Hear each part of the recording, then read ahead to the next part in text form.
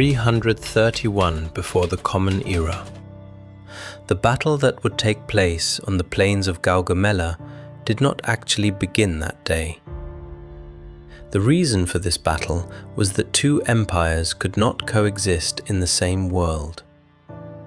On one side was the Persian Empire, which had cast a shadow over the Greek world for 200 years. Historical background: the Persians had invaded Greek cities, burned Athens.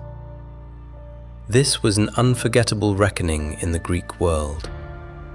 For Alexander the Great, this time, it was not just a conquest, it was a long overdue reckoning. For the Persian king Darius III, this war was not a choice, it was a necessity. Why?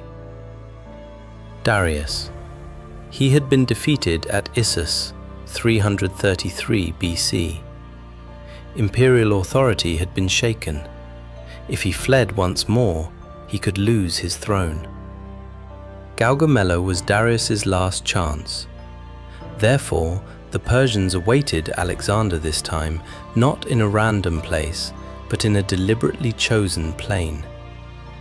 The battle took place in northern Iraq, near the city of Erbil. Darius III had specifically chosen this plain. The reason? Wide and flat terrain, ideal for the large Persian army, so that scythe-equipped chariots could move easily. The terrain was leveled, obstacles were cleared. This plain was prepared for Persian power. When Alexander saw this area, he understood what he was up against, but he did not turn back. Because without this battle, the Persian Empire could not be destroyed. At Gaugamela, it was not two armies, it was two worlds facing each other. What faced each other at Gaugamela was not merely two armies. Two leaders, two worldviews, two destinies. On one side, there was a king barely 25 years old, Alexander the Great. Alexander, at the head of a small kingdom, was challenging the world's greatest empire. He did not want to prolong the war, because his army was small, but its discipline and morale were high. He had been on campaign for a long time. There was no way back. He had to win. For Alexander, retreating meant annihilation. He didn't look at numbers, he looked at gaps. He sought out the weak points in an army, the moments of hesitation in a leader. And in this battle, he knew the man opposite him well. On the other side, there was a king sitting on one of the world's greatest thrones, Darius III. Darius's power came from his lands. His army was large, but slow and complex. Darius III had lost at Issus, and this defeat was not just a military loss. Prestige was shaken. The satraps began to hesitate. The empire began to crack from within. Gaugamela was his last chance. Alexander was taking risks to win. Darius, however, was cautious to avoid defeat. One thought quickly, the other relied on his weight. At Gaugamela, only one of these two leaders would write history. The other would flee from history. When they arrived at Gaugamela, what stood before them was no ordinary kingdom. This was the greatest empire the world had ever seen. The Persian Empire stretched from the borders of India in the east to Anatolia and Egypt in the west. These lands provided not only wealth, human resources. Ancient sources exaggerate the size of the Persian army. However, modern historians estimate the Persian forces at Gaugamela to be approximately 100,000 soldiers. Even this was at least twice the size of Alexander's army. The Persian army was not composed of a single people.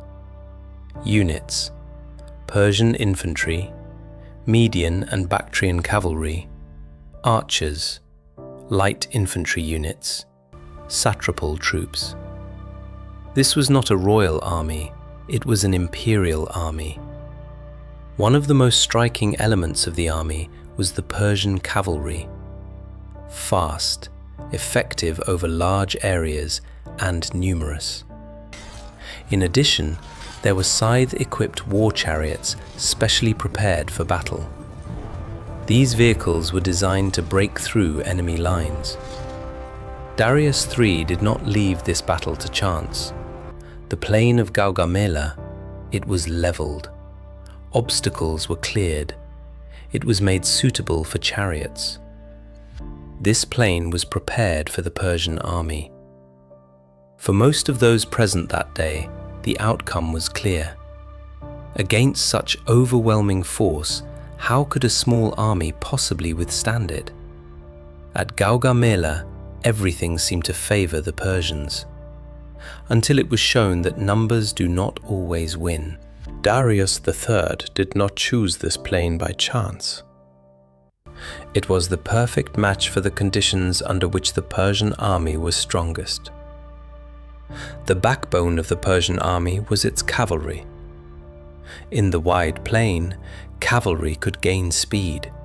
They could attack in a wide arc. They could completely surround the enemy. Furthermore, Darius had special weapons. The Persians had prepared scythe-equipped war chariots for this battle. These chariots were deadly not in narrow spaces, but precisely in such wide open terrain. However, this choice came with a hidden cost. Such a vast area was difficult to control. And as the expanse increased, command became more challenging. When Alexander looked at this plain, he did not see the same thing. He did not see the Persian strength. He saw the Persian gaps. The Gaugamela plain was prepared for the Persians, but this plain was opening its doors to the man who would write history.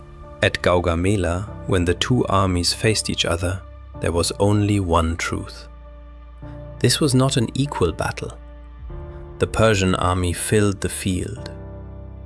The Macedonian army, however, had formed a narrow and tight line. Few, but orderly. Alexander did not see this imbalance as a weakness. On the contrary, he saw it as an opportunity. Because a small army moves faster, receives clearer commands. Darius's army was large, but size does not always mean control.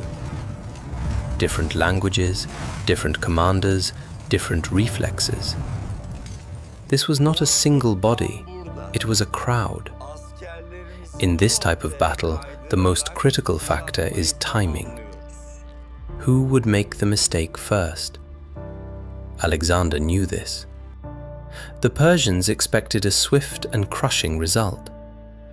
The Macedonians, however, were focused not on the first minutes, but on the first opening. This was a war of patience. Both sides were waiting. And everyone sensed this battle would be won by the first mistake. At Gaugamela, numbers would no longer matter.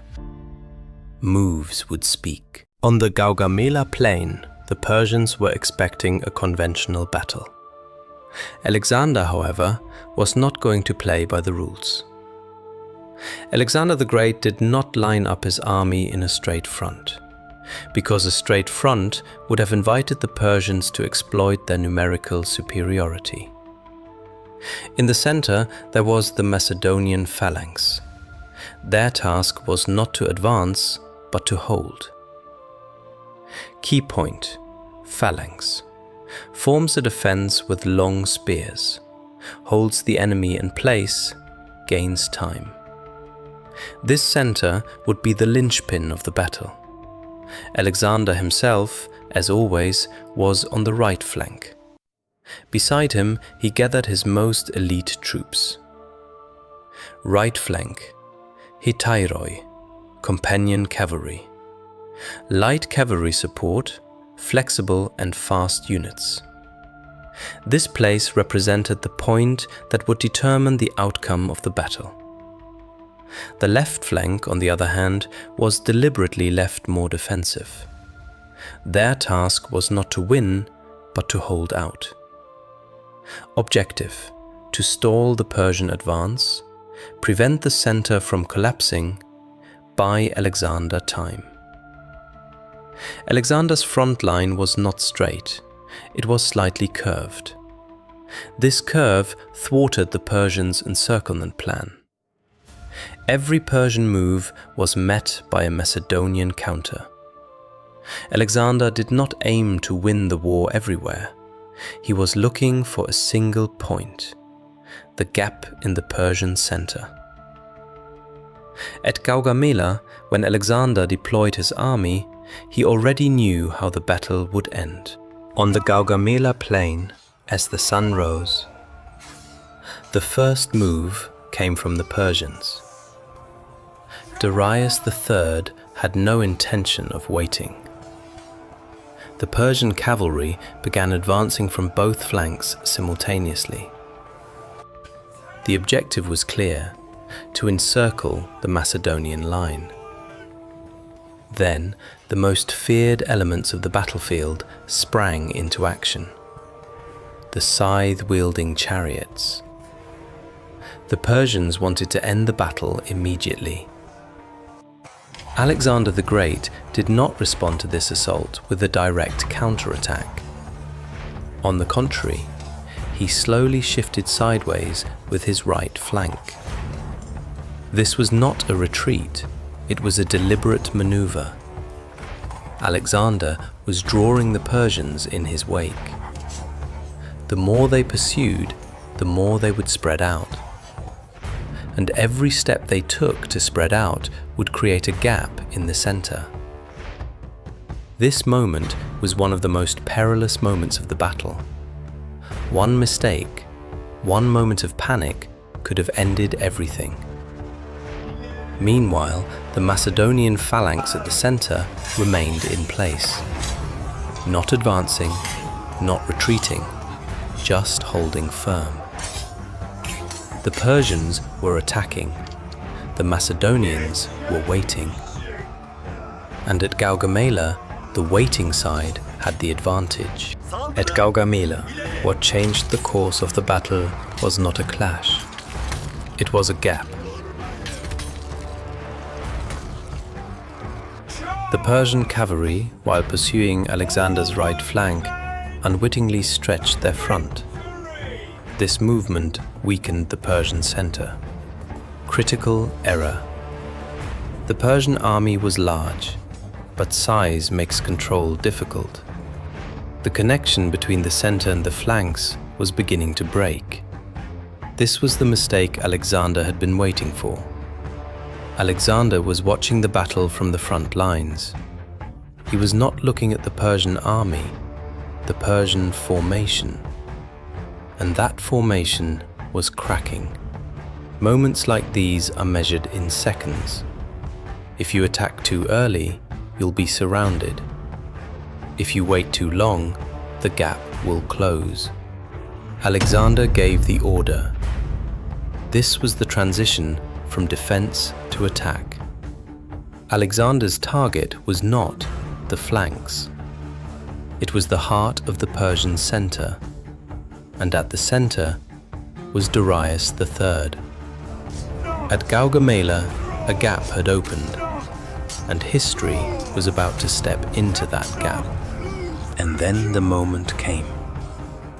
Alexander stopped waiting. Alexander the Great, with his most elite troops on the right flank, made a sudden turn. This was not a spreading attack, it was a piercing attack. The formation Alexander used was no coincidence. The wedge formation was designed to split the enemy line. The advantage of this formation: pressure is concentrated at a single point. The risk of being closed in from the sides is reduced. The center dissolves rapidly. And in the Persian center, there was precisely such pressure. The Persian infantry was not accustomed to this type of attack. The center cracked, and behind that crack lay the heart of the Persian Empire. Darius III. Alexander's target was now very clear. Darius had experienced such a moment before, at Issus, and now the same fear was returning. Seeing the Persian center collapse, Darius hesitated for a moment. Then he gave the order to retreat. This decision marked the end of the battle. In the Persian army, the news that the king had fled spread like a wave, and that wave shattered the resistance. At Gaugamela, an army still stood, but there was no longer an empire. When Darius III left the battlefield, everything changed at Gaugamela. The news of Darius III's retreat did not spread like a rumor through the Persian army. It spread like a decree. For the Persian soldiers, the war existed with the king. If there was no king, there was no war. Some units still tried to resist, but this was no longer a battle, it was a rout. Alexander the Great could have pursued Darius. However, he chose to secure the battlefield first, because the outcome of this battle was already clear.